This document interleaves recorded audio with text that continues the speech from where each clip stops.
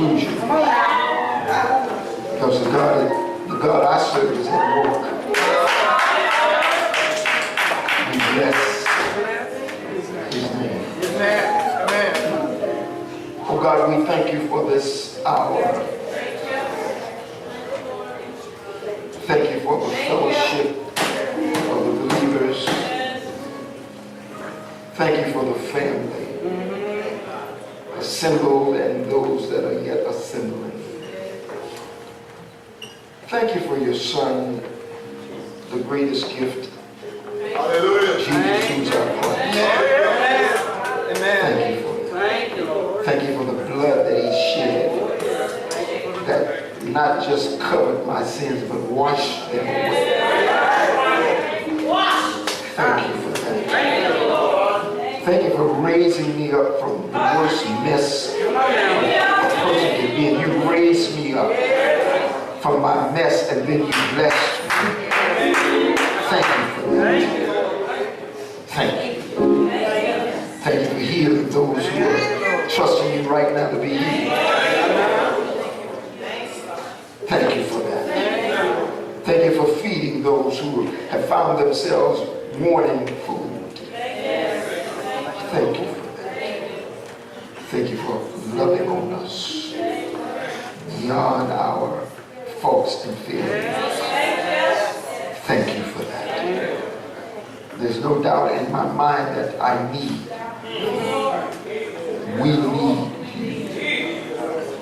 Every hour we need you. So thank you for being a God who's right on time.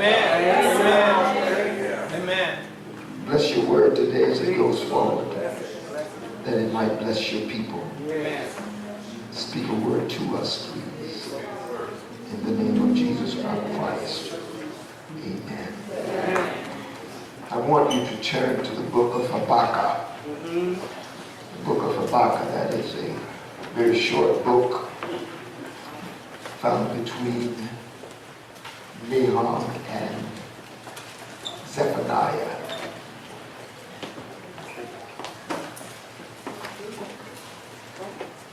Go to that third chapter, which is the climaxing chapter of the book. And you may be seated.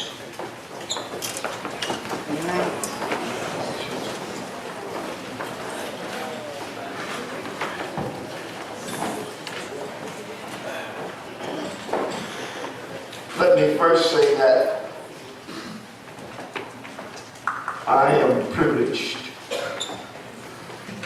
highly blessed to be able to look out upon you, see such a beautiful picture. We welcome Jessica back. She has a knack for drama. Well. Amen.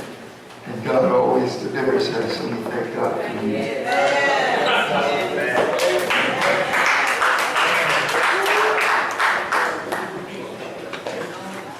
And you spring back from the attacks.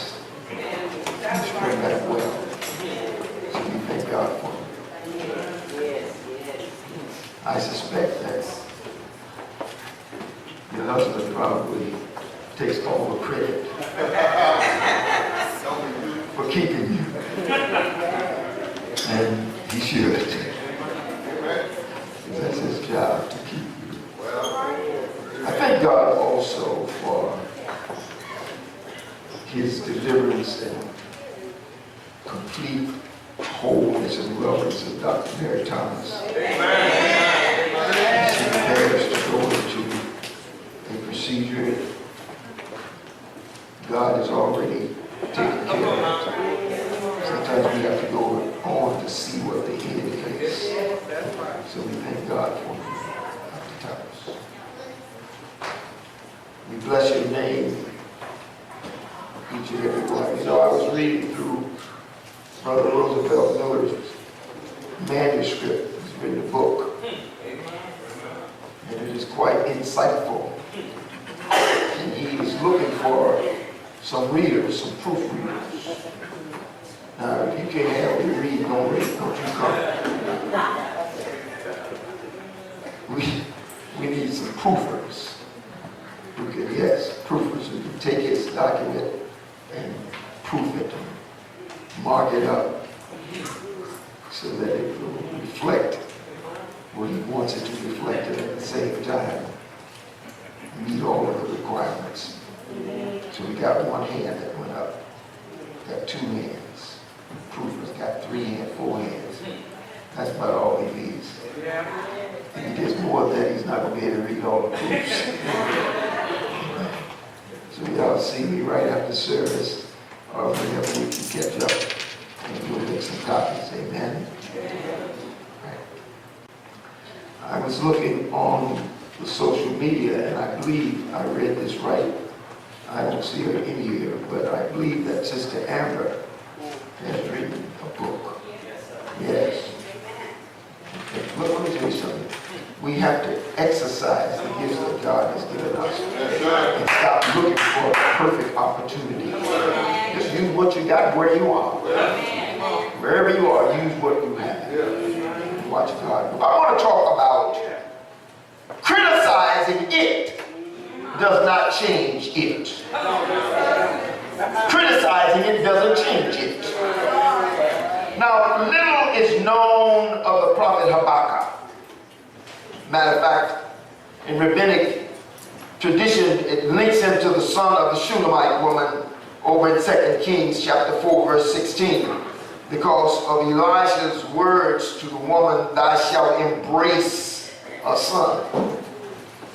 But this identification is unlikely, since the Shunammite woman's son would have been born about 100 years earlier. Habakkuk is identified as a prophet in this first chapter, verse 1. And since this identification is rarely made in the Old Testament, some scholars, some interpreters, take it as an indication that Habakkuk was a professional prophet who made his living as a prophet, living and working in the temple, or living and working in the royal court. Now, many of these prophets were false prophets. Some were strongly denounced by Jeremiah and other prophets, particularly in Jeremiah the 26th chapter, verse all the way through the 29th chapter. He called out the false preachers. He called out the false prophets, false teachers. Called them out. God said, go and identify those fakes. Now, whether or not Habakkuk is in this group of prophets for hire, it is clear that Habakkuk truly spoke for God. Sometimes a couple of bad apples, even though it's not in the bushel, make you think all the apples are bad. And often it's not even the case. You just got a couple of bad pieces of fruit. Throw them away and get on about your business. A majority of scholars date Habakkuk to the period between 626 and 605 BC. And then there are others who believe it can be more precisely dated to after 612, which was after the fall of Nineveh. Now, this is important for you to understand the background so that you can see why this prophet is taking the position he took. And since Habakkuk's prophecy deals with the Babylonians, who were a rising menace during this period of time, these dates are probably likely. Now, Habakkuk is told of God's plan to use Babylon to bring judgment against his people in Judah. And I believe that God will use sometimes a crooked stick to straighten people out. The first section of this book is made up of 2 complaints and God's replies to the prophet's complaints. In the first complaint, Habakkuk expresses dismay that God has not judged the sin of Israel. God has not. Look at all these wicked people. Look at these wicked politicians. Look at these wicked administrators. Look at all these wicked corporate giants. Worshiping materialism. Money, money, money, money. So as today was then, he didn't understand, how come you don't just zap them? Take them out. Things would be so much better if you would just move them out of the way. But God replies, indicating that he is rousing the Babylonians to punish Israel's sin. See, God does things in a way that we don't grasp initially because we don't have the mind of God. His thoughts are above our thoughts. And the description of Israel's judgment by Babylon brings on Habakkuk's second complaint. First of all, you're going to kill all these wicked people, but now you're going to use somebody more wicked to chastise us. So he has another complaint. I mean, he recognized the need for Israel's punishment. But he struggled with God's allowing Judah to suffer at the hands of wicked pagans. As a little man who has proven that he does not fear this nation, and now he has nuclear capabilities. And we have a leader in our country who keeps on pushing him. Let me tell you something. When you got a little dude who will stand up and say, if you keep messing with me, something bad gonna happen to you, leave him alone.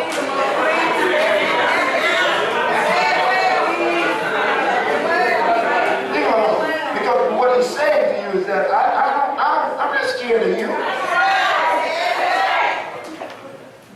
Be careful.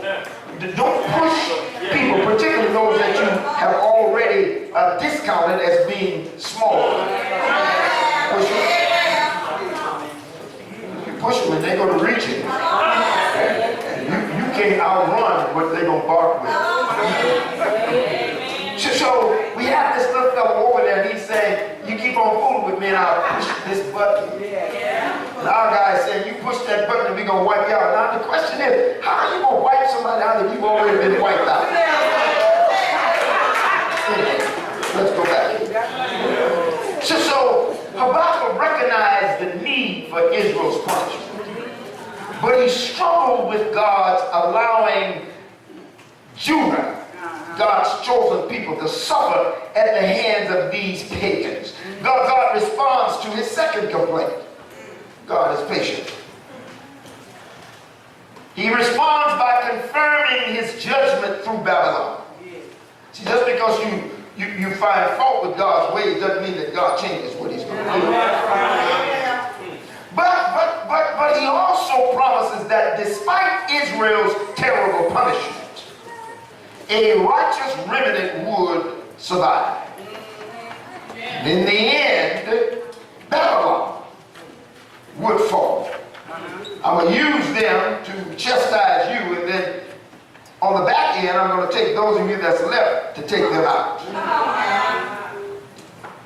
When we get to that next section of this small book, it contains a song of taunt, or a song of derision against Babylon. Since I now know what's going to happen to y'all.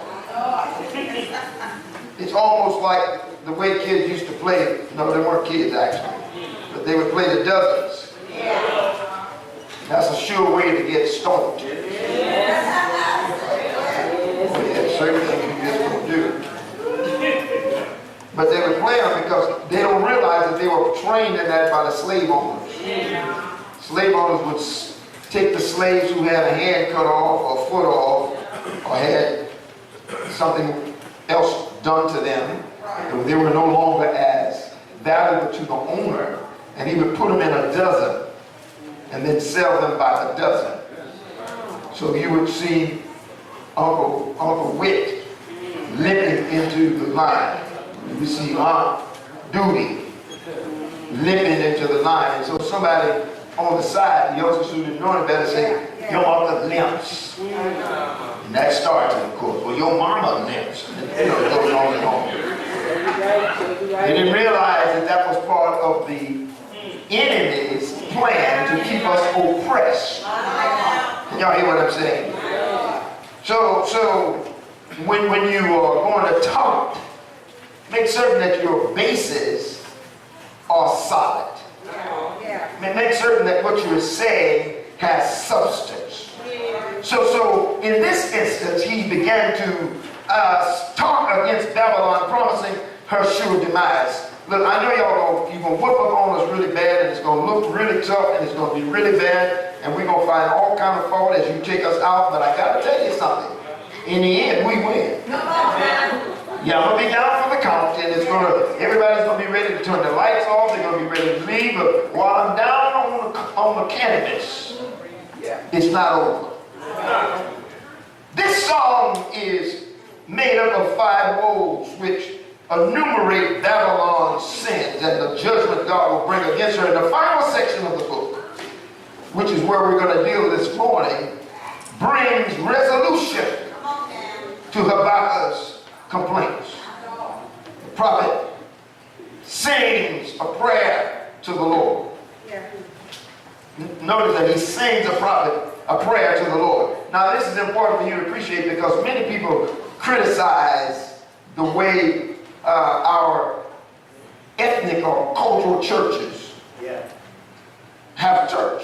Because we don't deal with all of the eloquent, stuff. We don't do that. It's not that we don't know how, it's just that that's not who we are. Here we have a clear evidence that the prophet sang. He sings a prayer to the Lord. This whole, particularly this last portion, deals with him singing to the Lord. God loves singing. Hello, matter of fact, he says, let everything that has breath praise the Lord. God loves that. You need to make a joyful noise unto the Lord. So let your praise become a weapon that you use when the enemy comes against you. When he attacks you, go to praising God by look, sing his words back to him. The Lord is my shepherd, I shall not want.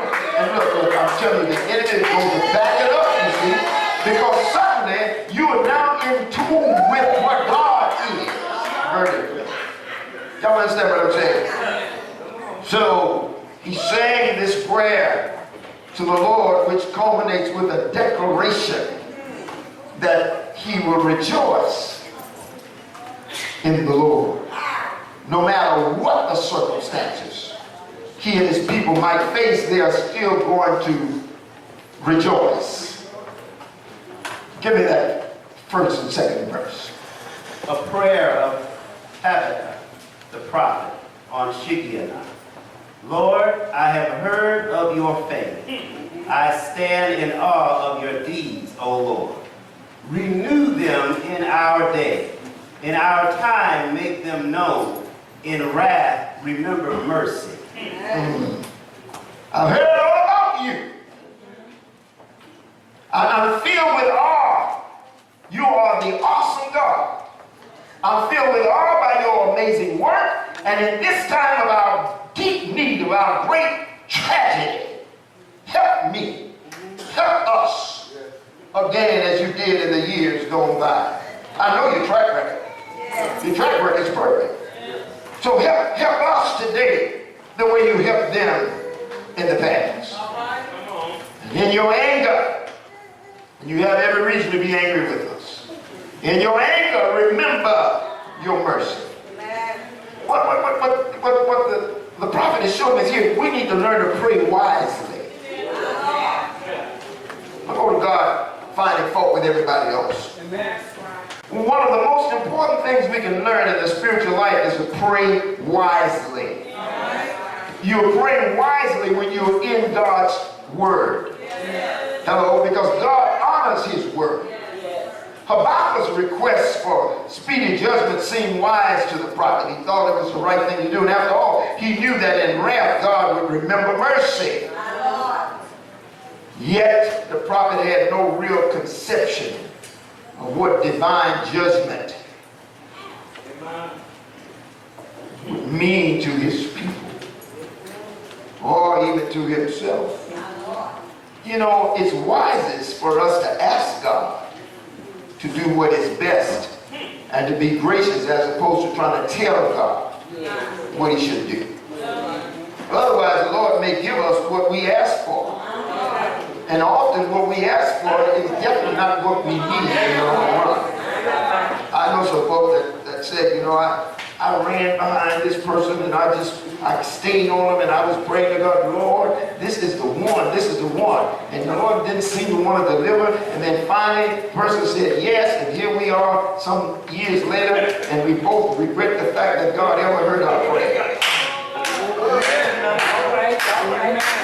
Because you wanted to bully God. You can't bully God. When God backs him and says, okay, you got the wheel. You better know how to drive. Otherwise, the Lord may give us what we ask for. And later we'll discover that it is not what we wanted or what we needed. So Habakkuk understands this. Habakkuk accepts God's explanation, and in faith he asks God to hurry up, take him out.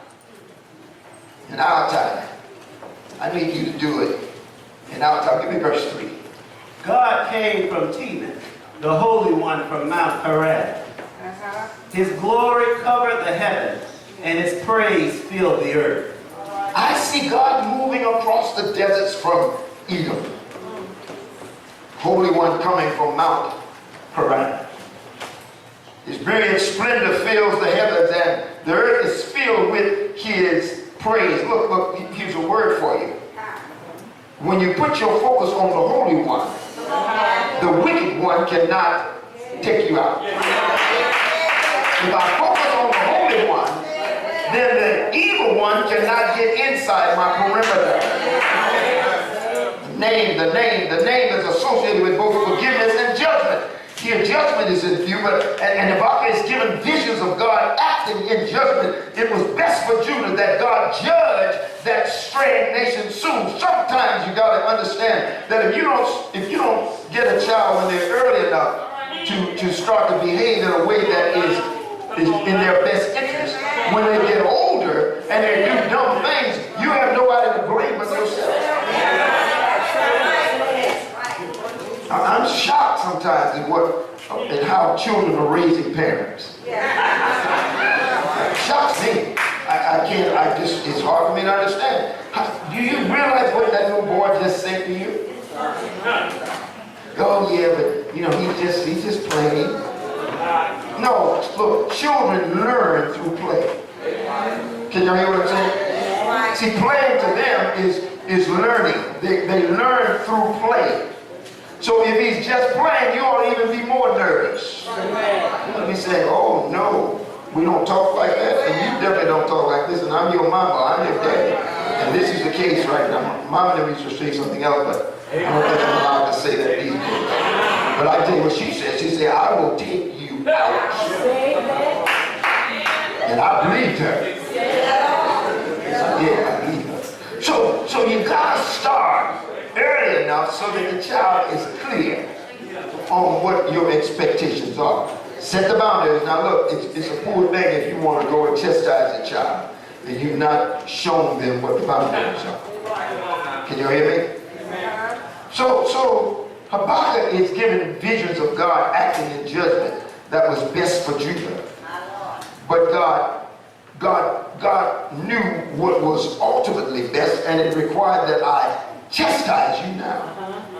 And these visions were to prepare the prophet and the hearers of his prophecy for what was to come. Can y'all get it? Look, we must be emotionally prepared and committed to holding tightly to God when troubles come. You get a bad report, a medical report, hold tightly to God. You get a bad financial report, hold tightly to God. You get a bad envelope on your workstation that got a pink sheet in it, hold closely, hold tightly to God. But you know, Habakkuk doesn't really understand what he asked. Suddenly, in an overwhelming vision, the Lord reveals something of what judgment means, and it blows this guy's mind. Everybody's looking up on the board here, and our leader is leading us. Read verse 3, verse 4, and verse 5, verse 6, and verse 7. Read. His splendor was like the sunrise. Rays flashed from his hand, where his power was hid. Come on, read it. Plague went before him. Pestilence followed his steps. He stood and shook the earth. He looked and made the nations tremble. The ancient mountains crumbled, and the age-old hills collapsed. His was our turn. I saw the tents of Cushan in distress, the dwellings of Midian in anguish. Were you angry with the rivers, O Lord? Was your wrath against the streams? Did you rage against the sea when you rode with your horses and your victorious chariots? 9. You uncovered your bow. You called for many arrows. You split the earth with rivers. 10. The mountains saw you and raved. Torrents of water swept by. The deep roared and lifted its waves on high. 11. Sun and moon stood still in the heavens at the glint of your flying arrows, at the lightning of your flashing spear. 12. In wrath you strode with the earth, and in anger you threshed the nation. 13. You came out to deliver your people, to save your anointed one. You crushed the leader of the land of wickedness. You stripped him from head to foot. 14. With an old spear you pierced his head, when his warriors stormed out to scatter us, gloating as though about to devour the wretched who were in hiding. 15. You trampled the sea with your horses, churning the great waters. Oh my goodness. His coming is as brilliant as the sunrise. When God brings forth that which he's bringing forth, you don't have to wonder who's bringing it. Y'all hear what I'm saying? Rays of light flash from his hands, where his awesome power is his pestilence marches before him. Plague follows you. When he stops, the earth shakes. When he looks, the nations tremble. He shatters the everlasting mountains and he levels the eternal hills. He is the eternal one. Not might be, not maybe. He is. Prophet said, you know, I see the people of Cushan in distress. And I see that the nation of Midian is trembling in terror. This is too awesome for me to see. So look, the Lord shows Habakkuk the elemental power expressed and yet hidden in historical moments of judgment. Just because you don't see God doing something doesn't mean God can't do it. And you know, I'm going to start going to church more and I'm going to start praying more because I need God to do so and so. So wait, excuse me. God is not your bellhop. Can you hear what I said? God is not sitting around waiting for you to push a button for him to do something. That's not the way it works. We serve God because we love God. We obey God because we love God. Jesus said, if you love me, obey me. Jesus said, if you love me, obey me. Jesus said, if you love me, obey me. So I obey him because I love him. He's already given me more than I deserve. I don't even deserve to be here right now. I don't deserve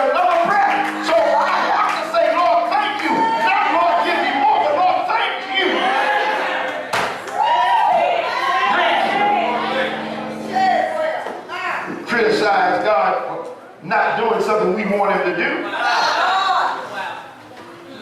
It's not the way it works. I have but one thing on the breath of my voice, and that is, Lord, thank you. Thank you, thank you, thank you, thank you. I was dead and you raised me up. I was dead again and you raised me up. It seems like every time death thinks it has me, you raised me up. I was a youngster, I died, and you raised me up. I was a young man, I died, and you raised me up. I got to be an old man, I died, and you raised me up. What I'm trying to say, Lord, is thank you. Thank you. I got more to be thankful for than anything else. Instead of finding fault with my circumstances, we spend too much time finding fault. We major in fault finding. No, we got to get away from fault finding. Look, when you criticize it doesn't mean that you change it. Don't be fault finders. Don't be in the fault finders anonymous.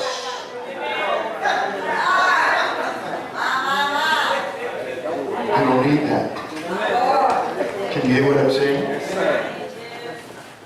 The Lord chose Habakkuk the vastness. And it drove him to a place he had never been before. And God can do that. But he hadn't done it for me. Maybe it's because you have not grown close to him. The Word of God says as we know Jesus better, he's given us everything we need. Now he will give, but he's already given us everything we need to live a godly life. But you got to know him better. You can't just have a passing understanding of who he is. You can't get up in the church and make this profession about what I'm going to do for the Lord because the Lord has blessed me, and then you go the rest of the week being a hellion. That's not the way it works. No, you got to be who you are all the time. And so the more I know him, the better I know him, the better I know him, the better prepared I am to walk godly. I mean, listen at the problem. Lord wasn't in anger. I mean, Lord, were you mad? Were you angry? When you struck the rivers? When you parted the sea? Were you displeased with them? No, you were sending your chariots of salvation. And of course, this is a reference that most who are into this study understand when God opened the Red Sea. He wasn't angry with the sea. No. He was opening the sea, and all we can do is see the sea opening. So we go, oh Lord, thank you for the sea opening. No, you're looking at the wrong thing. No. If you want to thank him one that you're able to cross over, but thank him more important is that your enemy would not be able to make it through. That's what I'm thanking him for. When I get over on the other side, you ain't gonna make it. You ain't gonna catch me. I'll be over here, but you're not gonna catch me. I'm trying to tell you something. I mean, Lord, you brandished your bow. You brought out your arrows. You split open the earth with flowing water. Look, you didn't save but a few. Knowing his few people, everybody else suffered complete and total destruction. Lord, were you upset? The mountains watched. The mountains trembled. You are the God who can cause mountains to tremble. On which struck the raging waters as raised higher and higher. The mighty deep cried out, lifting its hands to the Lord. The sun and the moon stood still in the sky as your brilliant arrows flew and your glittering spear flashed. You marched across the land in anger and trampled the nations in your fury. Look, don't play with God. Play with God. And let me just make a quick note here before we go forward and close this out.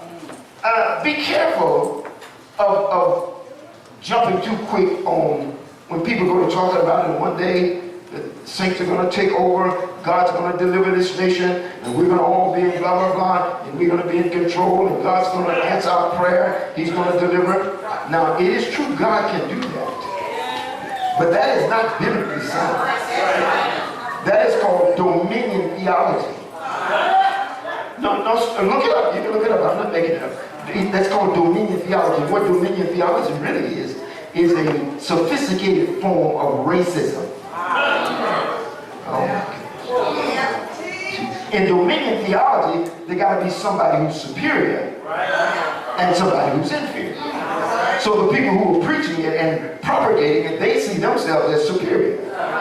Oh my goodness. Everybody else who don't look like them is inferior. So don't be too quick. And I know we got some in San Antonio, we got some in other parts of the country. They're out there, they get up and they say it with such enthusiasm and with such power. You need to be quiet and listen to see what they're not saying. You're not included in that. I know you go in and you go and throw your pocketbook up there too. Throw your checkbook. I know you do all that stuff. But you got to be careful because what they're saying is not about you. Trying to help you. You need to get this. So don't be too quick. No, stay with what God says and don't move from what God says.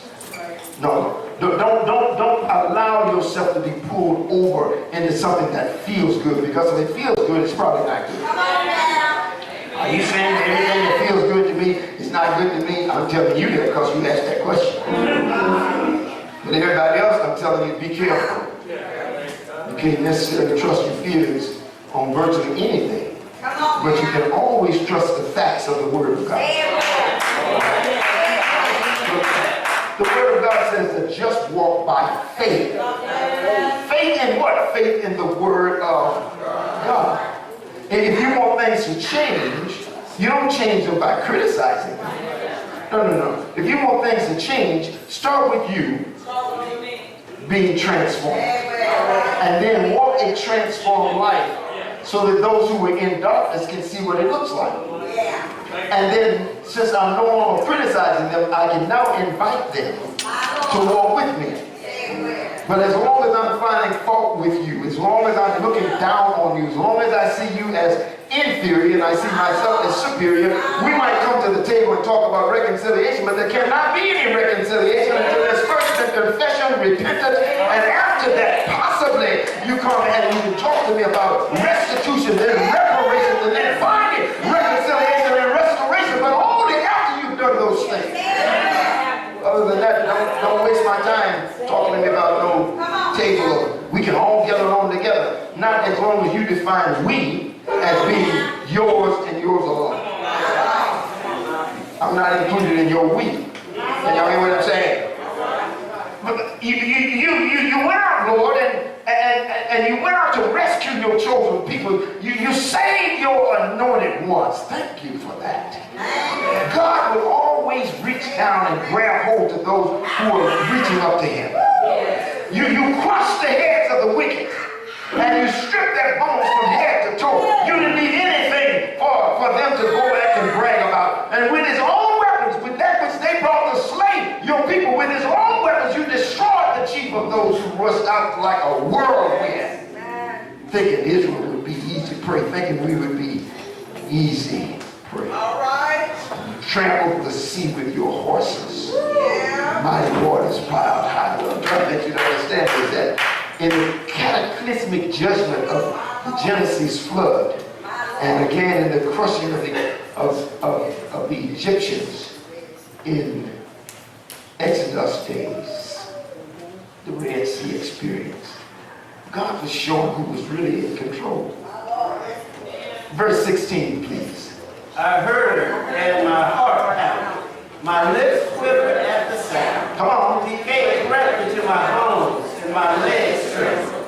Yet I will wait patiently for the day of calamity to come on the nation invading us. Habakkuk reacts with stunned horror. Look, I'm trying to tell you, some people say, well, you know, we got angels all around us. Yes, they are. Thank God that they're invisible to us. Because if you saw some angels, but it would shake your boots. You said, oh my goodness, yes, I'm part of your goodness. One time, Reverend Jim Bevel, who's going on now to meet his maker, but one time he was telling me that they were in Mississippi getting ready for a demonstration. This is in the 60s then.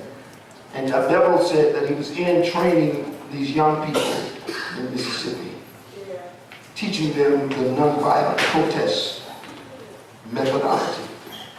And one of the young children ran in. I've told some of you this before. One young children ran in and said, Reverend Bevel, there's a man out front.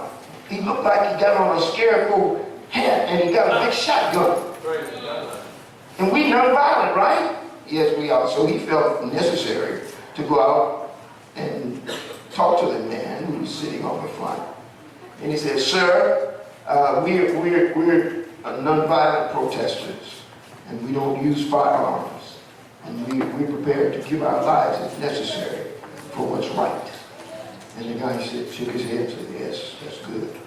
And he said, so sir, some of my young people saw you out here and it confused them. He said, well, you go and help them not be confused. So he said, well, sir, I would kindly ask you to consider putting your firearm away and perhaps coming in with us and joining us. So this guy stood up and Jim looked up at him. And he was jet black with overalls on and tattered looking shirt. One of these big hats that had an interesting top on it. A big shotgun in his arm. And he put it in his left hand and pointed. He said, see those people down there? So Jim got on the side and said, yes, sir. He said, that's the Ku Klux Klan. And they plan to come and burn this church down while y'all in here. So Jim said, and the guy says, but I'm here to ensure that that doesn't happen. So anybody who comes even near here that does not look like they're supposed to look, I'm going to shoot them. He said, so you go on back in and teach your children how to operate the fire.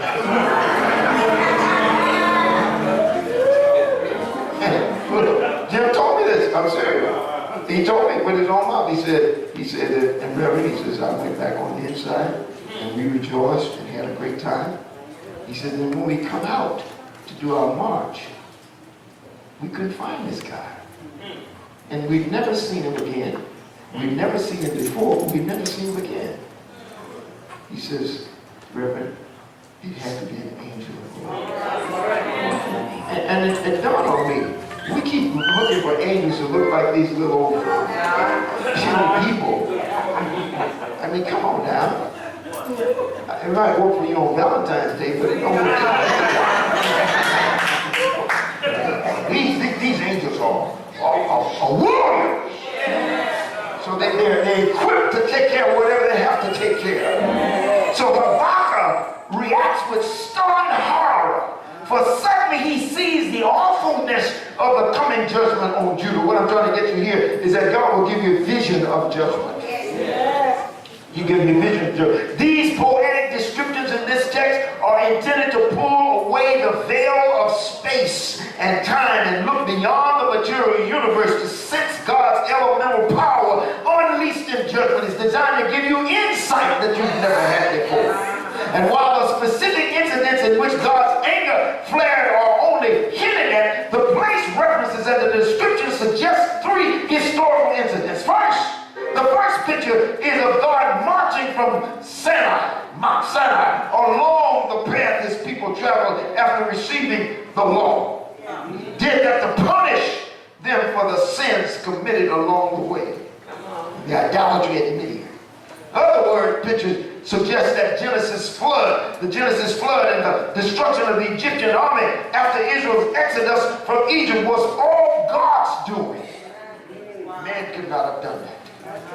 What we're supposed to realize is that the historic events, as terrible as they are pale compared to the burning anger of God, which the material universe currently conceals. How awful it will be for those who one day experience that anger face to face. And look, you need to be concerned about that. You do not want to face God face to face without Christ. You don't want to do it. I know you think you're tough and you think you're able to do everything, but let me tell you something. None of us are that tough. Oh, no. No, and I don't care what you got. How much you got, it doesn't matter. God is not moved by that. We need to be ready to face him ourselves with Christ. His anger will burn against all who have rejected his son. And if you've rejected Jesus Christ as your Savior, if you rejected him, if you said no, you got a serious problem in front of you. You got a serious problem. Yeah, you can find fault with everybody else, but you got a serious problem yourself. You need to know who Christ is. Y'all hear what I'm saying? It's important that you're clear on who Christ really is. Know him. It's going to be awful. I'm talking about awful. Anybody know what awful is? It's going to be awful. It's going to be awful. Terrible. You to face the Lord without Jesus Christ in your heart. Because he's the only one who's able to take you through. You know, Jesus said to himself, he said, look, I'm the way, I'm the truth, I'm the life. No man sees the Father except by me. So if you want to get in on God's good side, you need to come in through God's good side. Who is God's good side? His name is Jesus. Jesus Christ. Come on, let's go forward. Give me these last couple of verses, 17, 18, and 19. Read. Though the fig tree does not bud, and there are no grapes on the vine, though the olive crop fails, and the fields produce no food, though there are no sheep in the pen, and no cattle in the stalls, yet I will rejoice in the Lord. I will be joyful in God, my Savior. For saith the sovereign Lord is my strength. He makes my feet like the feet of a deer. He enables me to go on the heights. For the director of music on my string instrument. Because he was singing this, you know. Even though the fig trees have no blossom, even though your little investments have gone flat, even though your little annuity has crashed, even though your bank account has been forfeited because the country's in such financial problems that the banks had to go and take your money to help the government out, and that's what's happening as we go into trillions and trillions of more debt. You're going to see some serious things happening. Even though those things have happened, even though they're talking about foreclosing on you when they know nobody has any money. Even though the fig trees have no blossoms, and there are no grapes on the vine, and even though the olive crops fail, I've been laid off from my job. Matter of fact, I didn't get laid off, I got fired from my job. The crops fail. The fields lie empty. I don't have not a dime in my pocket. I'm barren. Even though the flocks die in the field, all that I've accumulated now is dropped. And the cattle barns are empty. I thought I had stored away enough to take care of me for the next 15, 20 years. And now I look back and it's all gone. Where did it go? Even though, yet I will rejoice. Yet I will rejoice. I'm not going to criticize it. Because to criticize it doesn't change. And I'm going to instead, I'm just going to rejoice in the Lord. I will be joyful in the God of my salvation. Look, did you know that it's foolish to casually invite God to visit judgment upon anybody? It's foolish. It's foolish to do that. You don't just go praying a prayer that has no boundaries, no anything. You just go to talking about stuff. God will often do what you say do, not because you said do it, but in order to teach you that that's not the way you should do it. See, crop failure and the death of animals would devastate Judah. Yeah, their enemy would suffer, but it would devastate them. But Habakkuk affirmed that even in the times of starvation, even in the times of loss, even in the time of pestilence, he would still rejoice in the Lord. Don't let your circumstances define who you are. Habakkuk's feelings were not controlled by the events around him, but by faith in God. Faith in God. I got faith in my God. He's an awesome God. I got faith in God's ability. I know God is able. I trust His able. He's an able God. I trust the fact that He's able. When nothing makes any sense to me, when trouble seems more than I can bear, I remember that God gives me strength. I don't take my eyes off of my difficulties until I recognize that God gives me strength. Then you can take your eyes off your difficulties and you can look to God. The sovereign Lord is my strength. This prophet is on the one. He makes me as sure-footed as a deer, able to tread upon the heights. Some of you may not have that picture. We talked about it a little bit last week, but you need to know that the pinnacle of faith is what's going on. Faith is that wonderful capacity to trust God and to find comfort in Him when all in this world seems to crumble around you. Everything seems like it's going to hell in a handbasket.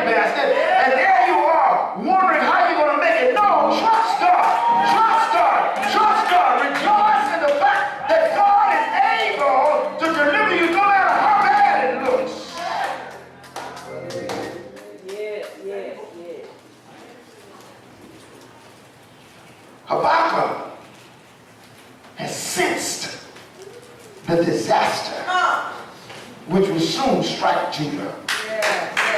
And he discovered that despite everything, he can still rejoice in the Lord. I never understood how I could go through the kitchen at home at 811 Miles Avenue. It was a shotgun house. I could go in the kitchen and look in the little ice box, because there wasn't a refrigerator yet, but an ice box. And there was nothing in there, maybe some leftover stuff that was ready to be thrown out. And I opened up the cupboards and the cabinets and nothing in there. And I go back thinking that it's going to be a rough night. And then Mama would come home. And I'm serious about this. I'm just sharing with you. Tell the truth and shame the devil. I couldn't understand how that was done. Mama used to make a gravy they called pap gravy. And she would take the flour and the water and some seasoning, and she would stir it up until it got really, really brown. And she would beat it up a little bit. Then she would take some rice and fix it so that it would almost stand up. And then she would find some salt meat. Now against pork now, but in them days, when you're hungry, you're hungry. Take that and she would cut it up into little pieces and stir it up in that gravy until it cooked. And then we would go in and eat. It would be like we were at a feast. She makes stove-top cornbread, which wasn't really cornbread. It was flour and meal, and it was something special. It took me all the way to get to Texas before I realized that had something to do with Texarkana stuff. But the reality is that she made this thing and she would throw it up and catch it in this big old iron skillet, and we would go to smelling it from way in the back, and then she would slice up some tomatoes. And then put those tomatoes in that so that the gravy took on now not just a brown look, but sort of a reddish brown look. And then she would call us in. It was 7 of us. She would call us in. And we had to sit on these little cans because we didn't have no dining room. So we sit on the cans, little lard cans, flour cans. And everybody had their own little plate. I had a little bowl. She put that stuff in there. I could smell it as it was going in. That was almost enough to make me full by itself. Then when you finished it, when she wasn't looking, we licked the bowl. How did they do that? I'm going to tell you how. Mama was a student of Scripture. And she knew and understood that it doesn't matter what it looks like. God is able to provide. See, look, Habakkuk had sensed the disaster that was succumbing on Judah. And he discovered that despite everything else, he could still rejoice in the Lord because he knew that God could and would provide. And as the dangerous times are ahead, the prophet is sure that God will guide his feet. And as he guides the feet of the deer, he would keep you from falling. You ever seen a deer falling on a mountainside? They don't do it. They seem like they're equipped to climb up stuff that we would never consider. Goats walk out. Look, I was going down the streets. I don't know what country I was in, but I think I was in Ghana. I'm not sure. But they had goats everywhere. They just run up and down the street, and they don't care nothing about you either. Just run up and down the street. And somebody might have a herd, and they herd them down the street. But later on, when you go to get ready to eat, and you smell that goat meat pie, you're in wrong heaven. See, God, oh yes, God prepared that. And God provides. Now this is for people who are really hungry. See, we've got spoiled here. We don't know what real hunger is here. You've never been hungry. So you think you got a choice. You believe it's your right to get whatever you want. Wrong. That's not the way it works. You learn to take what God provides for you and rejoice in it. You learn to say, Lord, I thank you for what you put on my table. I thank you for what you put on my back. I thank you for what you put on my head. I thank you for the little bit of strength I have. Oh, I thank you. Hey, I thank you. Thank you. That's all I can say. Thank you. So, God will guide you. God will give his followers strength, the believers strength, and he will give you confidence in difficult times. Anybody hear what's going on? I said, God will. Look, when you trust God, you can run and not faint. Sure-footed as a deer runs across the rough and dangerous mountainside. And at the proper time, God will bring about his justice. And he will completely rid the world of evil, including these Dominionites, people who want to prove that they are superior to you because their color happens to have no melanin. How can you possibly be superior to me and I got melanin? What is that? Do your research. I got melanin in my system and it protects me from a lot of stuff you got to take medication for. Are you superior to me? Something wrong with that. In the meantime, God's people need to live in the strength of his spirit. Confident in ultimate victory over evil. You need to know that in the end, we win. Habakkuk had asked God, why evil people prosper while the righteous suffer, Lord? And God's answer, they don't prosper. Not in the long run. Look, don't be fooled by what you see. Oh, it looks good to you, but it's not good for you. Don't be confused by that. Just because it smells good to you don't mean it's good for you. Just because it tastes good to you doesn't mean that it's good for you. There are certain things you need to look at and then back up from. Help me, you know what I'm saying? So he was concerned about that. And God told him, no, that's not the way it goes. See, Habakkuk saw his own limitations. We want to judge based on what we see.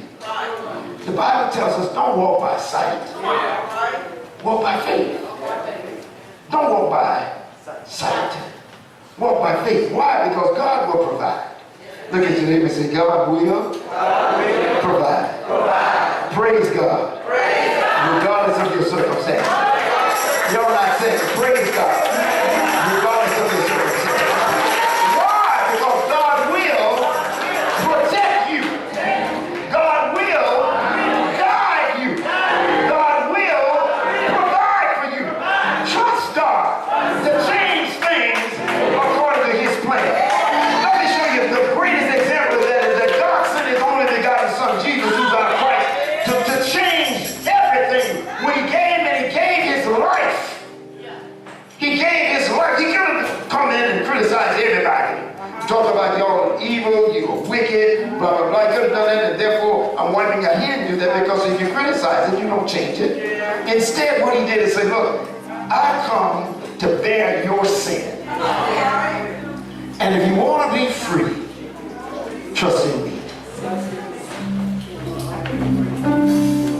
If you want to be free, trust in me. Trust in me. So there it was.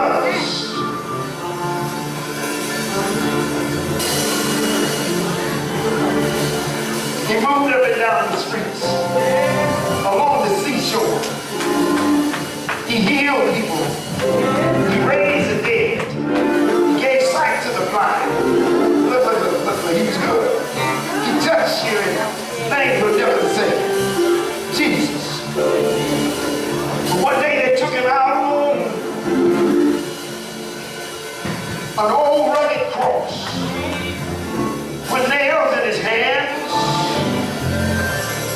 nails in his feet. They lifted him high.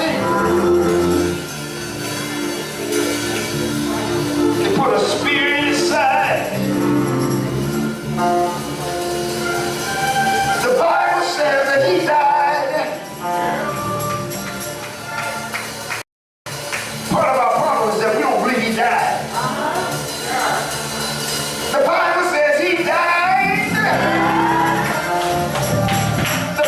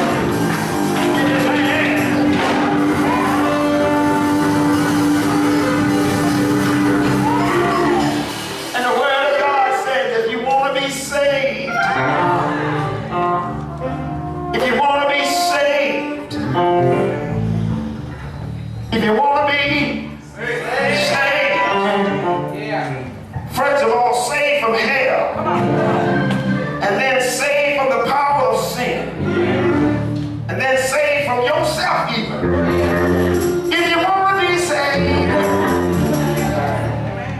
you need to ask Jesus Christ, who's already paid the price, to come into your heart and save you.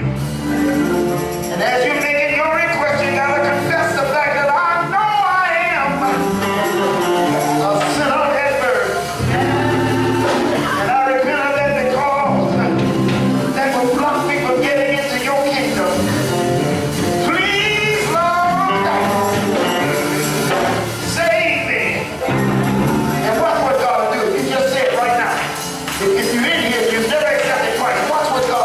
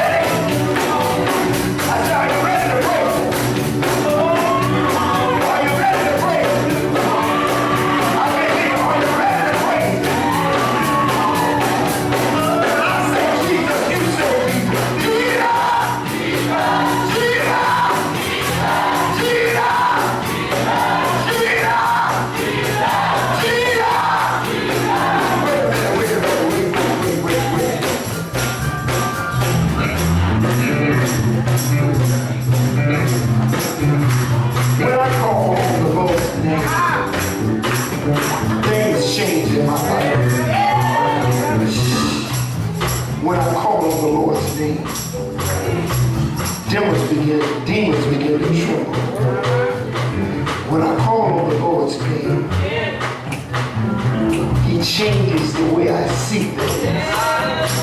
Sometimes I want him to change the things, but he changes the way I see it. When I call on his name, he showed me that what the enemy meant to harm me, God meant it for my good when I call on his name. So when I say call on his name, this is for you. This is so you will understand where the power really lies. When I say call on his name, it's so that you can overcome your difficulties. You can overcome your situation. You can overcome your circumstance. It's not about me, it's about you. You need to learn to call on the name of the Lord, no matter what your situation is. Don't worry about what anybody else got to say. Don't be worried about the person next to you. Don't worry about the person that's with you. No, you call on the name of the Lord because the Lord will hear your cry. Oh, new home, yeah, you're gonna get a minute, you're gonna get an opportunity in a minute. The door of the church is gonna open. All Calvary's closed. Mine is the extended invitation. If you chose not to come, we don't mind all of that. But don't let this harvest pass you by. Hey, I got a new what? I got a brand new. I got a brand new. I got a brand new. I got a brand new. I got a brand new. I got a brand new home. I got a brand new, brand new home. Got a brand new home. And one of these old days won't be very long. You gonna be for me, and I'll be no more. I'll be out there in the heat of the day. I'll look at Brother David, say, David, I want you to pray. And then I walk a little further. I look at for an old man that used to be on the old side, was carried around with an old stick. He was walking here and walking there, leading the children who were walking behind his neighbor's homes. He's the one that God had chosen. He's the one that God had sent to tell old Pharaoh that my people go. Let them go to their new homes. Let them go to their new homes. Let them go to their new homes. When he was leading his people, they cussed him out, they knocked him down, they talked about it, they made him around. Sometimes he would cry out and the Lord would hear his cry. But the Lord reminded him, these are my people. These are my people. All you got to do is see them. These are my people. When they get to where they're going, things are gonna be better. Things are gonna be better. Things are gonna be better. Things are gonna be better. Things are gonna be better. Things are gonna be better. Things are gonna be better. In my new home, I got a new home.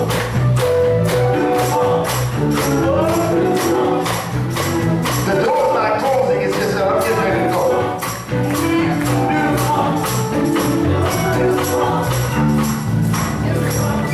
I got a new home. Got a new home.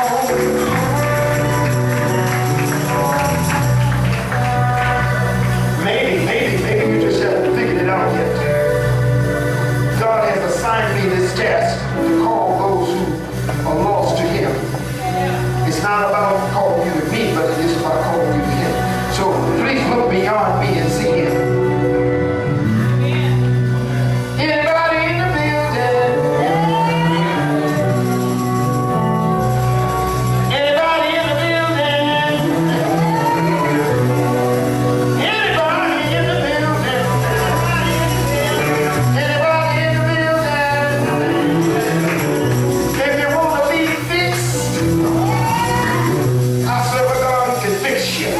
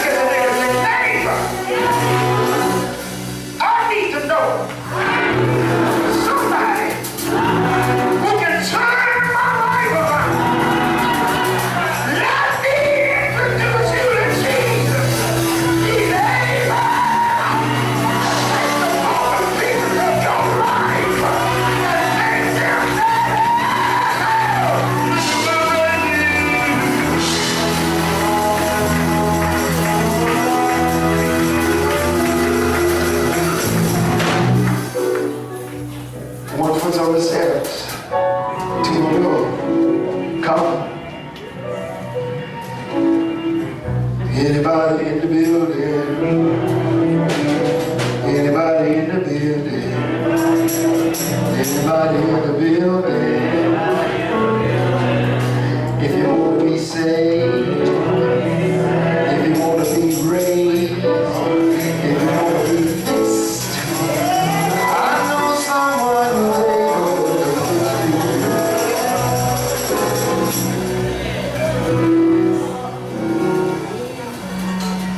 I'm hesitant because I believe that there's somebody that's on the edge and just have to be reminded. But I'm going to sit down in a moment. Don't let the harvest pass. Just because I sit down doesn't mean it's over. As long as we breathe, we have an opportunity. Don't let the harvest pass.